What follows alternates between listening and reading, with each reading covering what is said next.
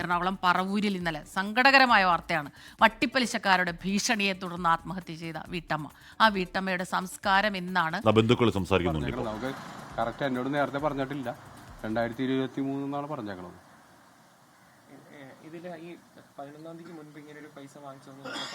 ഇല്ല, ഞങ്ങൾക്ക് ആർക്കും, എൻ്റെ മക്കൾക്ക് ആർക്കും ഒന്നും അറിയില്ല. 14 തീയതി എന്നോട് ഞാനറിയുന്നത്. ഇതെന്താണ് ഈ സൂയിസൈഡ് ചെയ്യാൻ കാരണം എന്താണെന്ന് നമ്മൾ അന്വേഷിച്ച്. 2022 പൈസ മേടിച്ചത്. അല്ല, ഈ 11-ാം തീയതിക്ക് ശേഷം 12-ാം തീയതി ശരിക്കും അറിയണം ഞാൻ അതിനെപ്പറ്റി. പൈസ മേടിച്ചത് അവര് കൊടുത്തിട്ടുണ്ടെന്നാണ് പറയുന്നത്.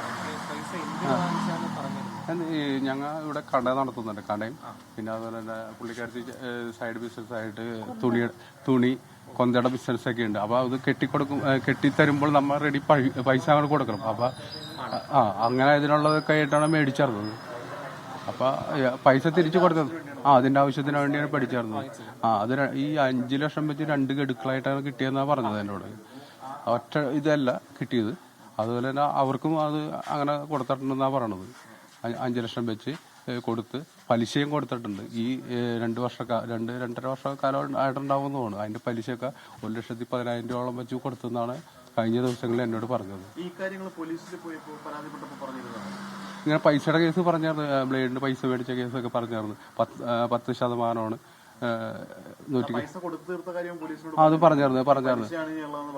ഇല്ല, പലിശ മുതലൊക്കെ കൊടുത്ത് തീർത്തായിരുന്നു. ഞങ്ങ ഞങ്ങളെ ഭീഷണിപ്പെടുത്തുന്നുണ്ടായിരുന്നു ഇടയ്ക്കിടയ്ക്ക്. ഇവിടെ വന്ന് ഞങ്ങളെ മക്കളെയൊക്കെ ശല്യം ചെയ്യും, ജീവിക്കാൻ അനുവദിക്കില്ല എന്നൊക്കെ പറയുന്നുണ്ടായിരുന്നു. അപ്പം ഇവിടെ ഞായറാഴ്ച ഞാനില്ലാത്ത നേരത്ത് ഒരു 5 മണിക്ക് ഇവിടെ ഒരു ഭാര്യയും ഭർത്താവും കൂടി വന്ന് ഭയങ്കര ഭീഷണിയൊക്കെ ഉണ്ടായിരുന്നു. അത് കാരണം ഞങ്ങൾ തിങ്കളാഴ്ച പോയി SP ഓഫീസിൽ പോയി ഒരു പെറ്റീഷൻ കൊടുത്ത്. അതിനുശേഷം അവർ ഞങ്ങളോട് പറവൂർ വരാൻ പറഞ്ഞ് പറവൂർ ചെന്ന് 2 കൂട്ടരെയും വിളിച്ച് സംസാരിച്ചു. അപ്പോൾ ആദ്യം ഞങ്ങളെ മൊഴിയെടുത്ത് എന്തൊക്കെയാണെന്നൊക്കെ ചോദിച്ചു. അപ്പോൾ ഞങ്ങൾ ഇങ്ങനെ പറഞ്ഞു, എൻ്റെ ഭാര്യയാണ് പറഞ്ഞത് 5 ലക്ഷം വെച്ച് 2 പ്രാവശ്യം 10 ലക്ഷം. അപ്പോൾ അവർ പോലീസുകാർ ചോദിക്കണ്ടായി എന്തിനു മേടിച്ച് എന്തിനാണ്. അപ്പോൾ കാര്യങ്ങളൊക്കെ പറഞ്ഞിരുന്നു ഇതുപോലെ. അതിനുശേഷം അവരോട് ചോദിക്കുന്നുണ്ടായിരുന്നു. അപ്പോൾ അവർ പറയണ്ടായിരുന്നു 24 ലക്ഷം രൂപയായിട്ട് കൊടുക്കാനുണ്ടെന്നൊക്കെ പറഞ്ഞു. ഇനിയും അപ്പോൾ അത് ഒരു പൊരുത്തക്കേടുണ്ടെന്ന് അവർ പറയണ്ടായിരുന്നു പോലീസുകാർ.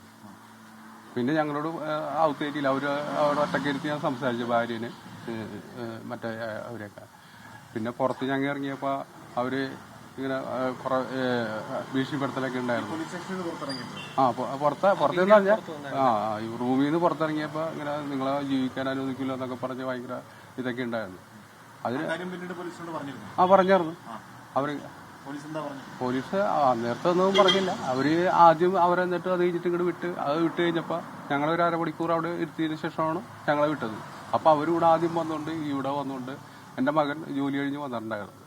മകനെ കുറെ ചീത്ത പറയുന്നുണ്ടായിരുന്നു. കുറെ ചീത്തയൊക്കെ പറഞ്ഞ് എൻ്റെ ഭാര്യയുടെ അമ്മയും ഉണ്ടായിരുന്നു. അവരെയും എന്തൊക്കെ ചീത്ത പറയുന്നുണ്ടായിരുന്നു. അത് മകനപ്പം തന്നെ വീഡിയോ ഒക്കെ എടുത്തിട്ടുണ്ടായിരുന്നു. അതിന് പോലീസിനെ കാണിച്ചില്ല. ഇന്നലെ നാളെ രാത്രി. അപ്പൊ പോലീസിൽ അവൻ 112 വിളിച്ചു പറഞ്ഞു. അപ്പൊ പോലീസ് പറഞ്ഞ് അന്ന് ഒരു 8-9 മണിയായിട്ടുണ്ടാവും, കറക്റ്റ് നമുക്ക് പറയാൻ പറ്റില്ല.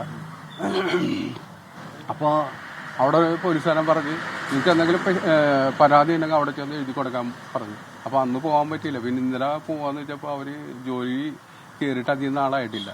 അതിന്റെ പേരില് ഇന്നലെ അവന് ജോലിക്ക് പോകണമെന്ന് പറഞ്ഞ് കയറുന്നു. പോയി, ജോലിക്ക് പോയി.